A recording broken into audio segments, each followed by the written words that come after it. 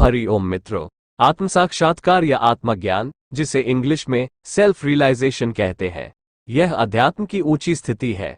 यह एक ऐसा अनुभव है जिसमें मानव ईश्वर, जीव, माया, ब्रह्म और ब्रह्मांड के बहुत सारे रहस्यों से अवगत होता है और स्वयं शक्तिपुंज बन जाता है। हजारों अश्वमेध यज्ञ करने से जितना पुण्य प्राप्त होता है, उतना ही पुण्य एक आत्मसाक्षात्कारी व्यक्ति को प्राप्त होता है। पिछली वीडियो में मैंने बताया था कि मेरे जीवन में आत्मा साक्षात्कार की घटना कैसे घटी। यह मैं आपको यथावत बिना किसी बनावट के अपनी आध्यात्मिक आत्मकथा के रूप में बताऊंगा। मित्रों, ये श्रृंखला आत्मज्ञान प्राप्त करने वाले जिज्ञासुओं के लिए अनुभवों का खजाना होगा। मित्रों, इसके अतिरिक्त इसी चैनल पर गीता ज्ञान नाम से एक प्लेलिस्ट है, जिसमें श्रीमद् गीता के श्लोकों का सरल अर्थ हिंदी में समझाकर बताया गया है। आप लोग उसे भी देख और सुन सकते हैं, उससे भी आपको काफी मार्गदर्शन मिलेगा। और हाँ, वीडियो अच्छी लगे या ना लगे, इसे शेयर जरूर कीजिएगा, क्योंकि यह किसी और के लिए भी महत्वपूर्ण हो सकता है। मित्रों, आत्मज्ञान या सेल्फ रियलाइजेशन दूध से घी बनने की प्रक्रिया जैसा होता है। ये बात आत्मज्ञान होने के बाद मैंने अपने गुरु जी से सुनी थी और यह मेरे अनुभव में भी एकदम सटीक लगा। दूध से घी बनाने के लिए उसे 100 डिग्री पर उबाला जाता है। जब उबालकर थोड़ा शांत हुआ तो उसमें दही का जोरन लगाया जाता है और बहुत देर तक छोड़ दिया जाता है। फिर उससे माखन बनाने के लिए उसे तोड़ा जाता है या उसकी घुटाई होती है।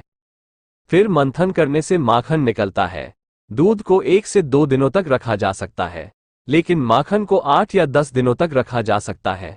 लेकिन अगर माखन से घी बना दिया जाए तो वह जहां भी रहेगा सुगंध ही फैलाएगा और अधिक दिनों तक खराब भी नहीं होगा। अब माखन से घी बनने के लिए उसे फिर से कड़े आंच पर खौलाया जाता है। मित्रों, पिछली वीडियो में मैंने अपनी जो स्थिति बताई थी, वो आत्मज्ञान के राह का प्रथम चरण था, यानी कि दुखों का उफान का दौर चल रहा था। हाँ, तो मेरे दिल, दिमाग और मन ने ये कहा कि कोई तो है जो इस जगत का संचालन कर रहा है और सर्वशक्तिमान है। ये बात पक्की है, तो मुझे उससे मिलने के लिए क्या करना होगा। हो सकता है मेरी ही कोई गलती हो जो मुझे मालूम नहीं पड़ रहा है, तो मुझे एक बार तो मिलना है। तो मित्रों, उस सुपर पावर से मिलने के लिए बहुत ढूंढने पर एक ही रास्ता समझ आया कि नाम का रट लगाना या पुकारना। तो मैंने तय कर लिया कि अब मैं नाम जप करूंगा, लेकिन कोई नियम से नहीं, बस जहां भी जब भी समय मिले सतत नाम जप करूंगा। और भगवान के नामों में प्रिय लगा ओम नमः शिवाय। बस मैं ओम नमः शिवाय का सतत जप आरंभ कर दिया। ये जप कभी जिह्वा से मध्यम ध्वनि से होता, तो कभी जोर जोर से आवाज में होता। ये जप सोते उठते, खाते पीते, चलते, काम करते हमेशा चालू रहता था। अगर बीच में किसी ने कुछ पूछ लिया तो जवाब देने या कुछ बोलने के समय ही रुकता था। भूख लगी हो तो भी खाना नहीं मांगता, खाना मिल गया तो खा लेता था। पत्नी के संग सोता तो था, पर अपनी तरफ से समागम नहीं करता। पत्नी की इच्छा हुई तो कर लेता, पर उसमें मेरा अपना कोई मन नहीं होता। और उस समय भी जिह्वा से ओम नमः शिवाय का जाप होते रहता था। खूब अच्छी तरह मंथन करने पर कुछ ही दिनों में अतः से आवाज मिला कि कुछ गलती तो हुई है, जिसकी सजा मिल रही है। अब तो और जोर से अपने मन को नाम जप और भजन की तरफ लगाने लगा। तब मन में एक बात उपजी कि इस रास्ते में कुछ नियमों का पालन भी करना होगा। मैंने अच्छी तरह अपने आप को टटोला तो पाया कि ईर्ष्या, द्वेष, लोभ, झूठ और मोह मेरे अंदर बचपन से ही नहीं है। झूठ कभी कभी निकल जाता था, वो भी किसी का हित या चालाकी से नहीं, बल्कि खुद के बचाव के लिए। तो झूठ को तो नियंत्रित कर सकता हूँ। रहा काम और क्रोध, तो वर्तमान में ये भी बहुत ही नियंत्रित है और आगे इसे और ठीक किया जा सकता है। लेकिन एक चीज पर मेरा नियंत्रण मुश्किल दिख रहा है, और वह ये कि अगर कोई मुझे प्यार से खाने का आग्रह करे तो मैं उसे ना नहीं कह सकता, चाहे वो कुछ भी हो। तो इस संबंध में मुझे छूट चाहिए। मित्रों, ये सब बातें मेरे अंदर ही चल रही थी, लेकिन ऐसा लग रहा था कि कोई तो है जो इन बातों को पूछ रहा है और मैं उसका उत्तर दे रहा हूं। तो बस और निर्भीक होकर जप भजन पर ध्यान देने लगा। मुझे लगा कि सही राह पर हूं। मित्रों, वर्कशॉप का काम करते हुए पार्ट टाइम में जीवन बीमा की एजेंसी ले रखी थी। तो वर्कशॉप का काम करते हुए भी नाम जप या कोई भजन गुनगुना लेता था।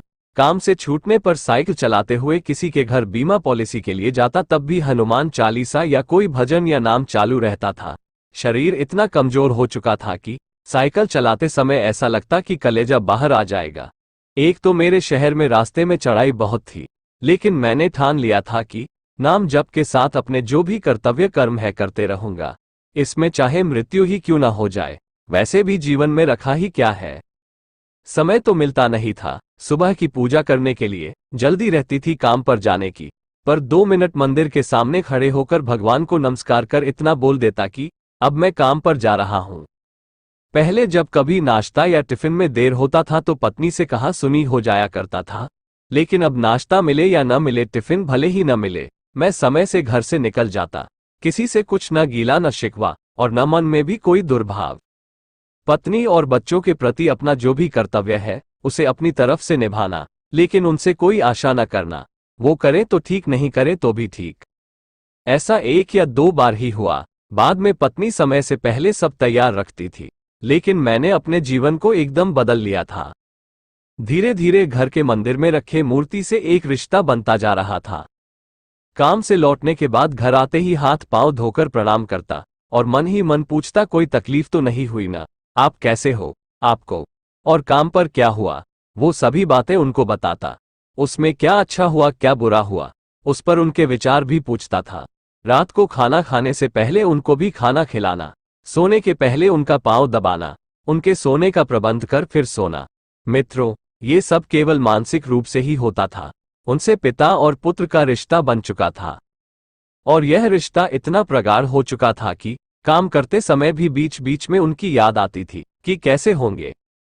मित्रों, ये सगुण उपासना हो रहा था, लेकिन मुझे कुछ मालूम नहीं था। बचपन में भगवान और उनके भक्तों की कहानियां तो पढ़ी थी, गायत्री मंत्र का जप भी कभी कभी कर लेता था, लेकिन इतनी गहरी समझ नहीं थी। श्रीमद् भगवद गीता भी कई बार पढ़ा था, लेकिन उसमें इतना ही समझा था कि भगवान ही सब कुछ करते हैं। आत्मज्ञान होने के बाद गुरु जी के सत्संग से मालूम पड़ा कि सगुण और निर्गुण उपासना क्या होती है। तो मित्रों, जीवन में ये सब जो घटित हुआ उसे ऐसा समझ लीजिए कि आत्मज्ञान की मंजिल तक पहुंचने के लिए दूध का उबाल शांत हुआ और उसमें दही का जोरन लग चुका था। मित्रों, उसके आगे की कहानी आपको अगली वीडियो में बताऊंगा।